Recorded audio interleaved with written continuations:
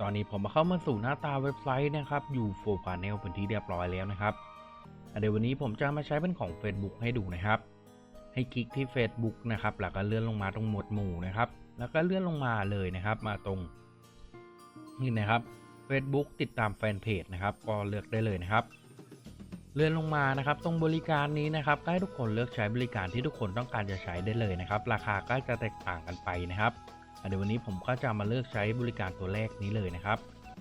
พอกดสั่งซื้อนะครับทางเว็บจะแจ้งนะครับระบบได้รับการสั่งซื้อของคุณเป็นที่เรียบร้อยแล้วนะครับก็จะขึ้นแบบนี้มาแจ้งกับทุกคนเลยนะครับว่าได้รับการสั่งซื้อเป็นที่เรียบร้อยแล้วนะครับติดตามเพจจะขึ้นมาครบเป็นที่เรียบร้อยแล้วนะครับหลังจากที่ผมตัดไปไม่นานนะครับไม่เกิน 1-2 นาทีขึ้นมาครบแบบนี้เลยนะครับ